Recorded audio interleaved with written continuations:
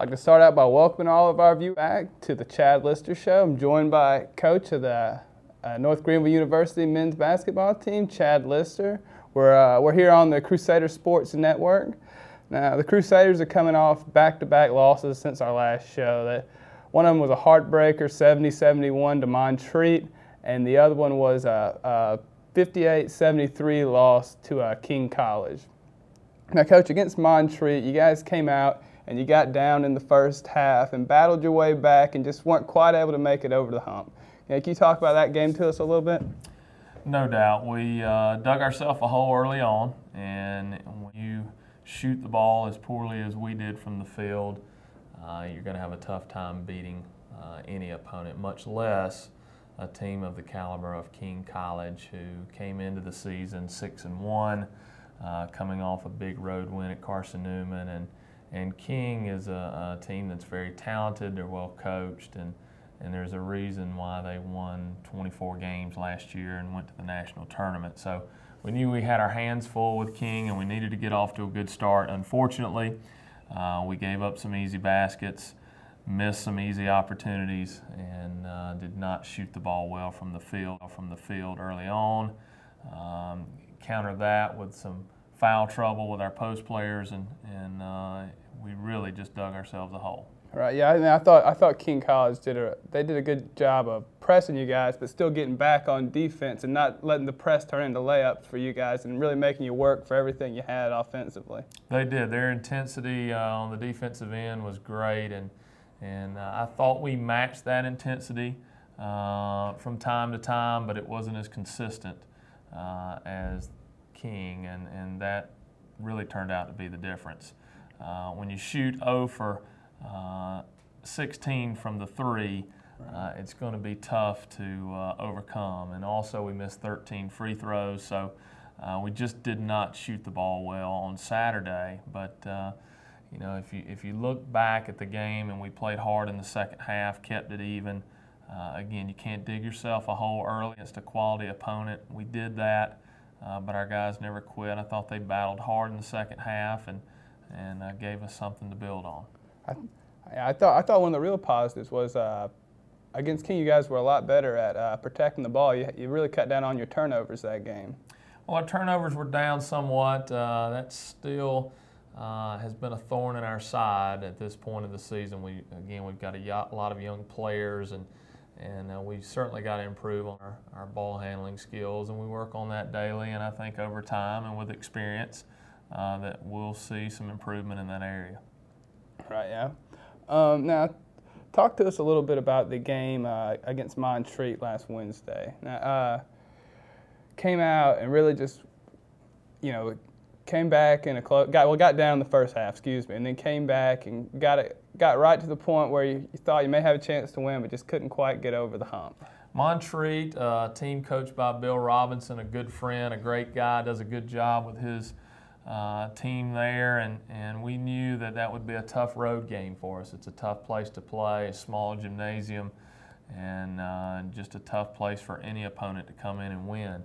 But we obviously gave ourselves an opportunity.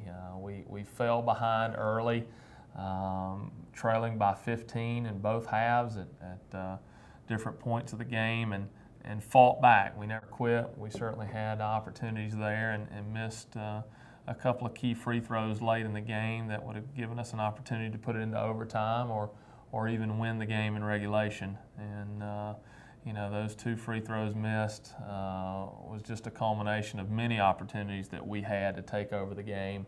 And if I had to put a young man in a position to make 2 down the stretch late again, I would put the same guy on the line. He's a guy that typically knocks down free throws and does a good job for us. So we have tremendous confidence that we'll use that experience next time to build on and be prepared to take advantage of those opportunities. Right, that's the thing about a young team. They say you got to learn how to lose the close games before you can win the close games. Absolutely.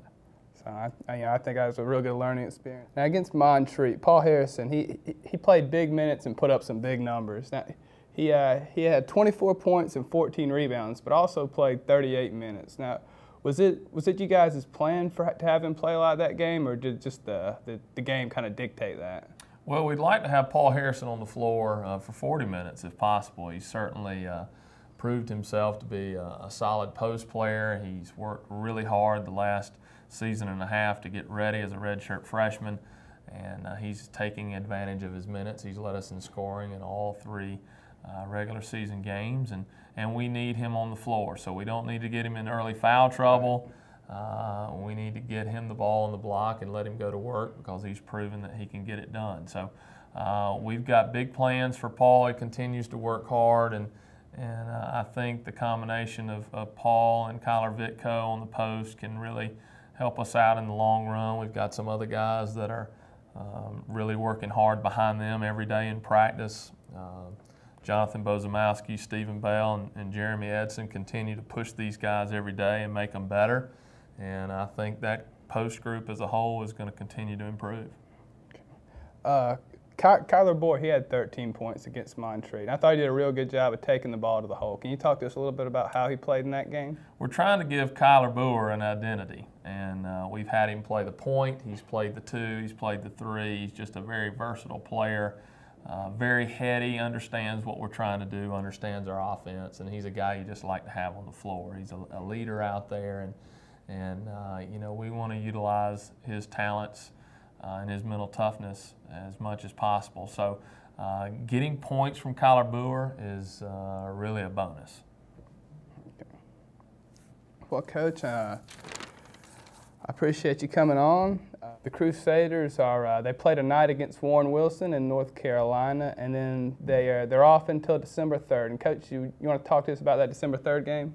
Yeah, again, we go to Warren Wilson tonight, and we feel really good about our chances, and our guys are working hard and excited about getting back on the court and picking up a win and trying to use that momentum as we head into our game against Mars Hill before exams. And I just want to let everybody know that on that December 3rd home game with Mars Hill, we're going to honor the Robinson family, the family of a former player here, Jordan Robinson, who passed away just a few months ago. And we certainly want to remember him and honor his family on that night. So we hope we have a big crowd to really support our team and what we're trying to accomplish, but also to come in a respectful manner to remember Jordan Robinson and what he meant, not only to our basketball program, but to North Greenville University and this community. Just an outstanding young man, student athlete, loved the Lord, and was a perfect example of the kind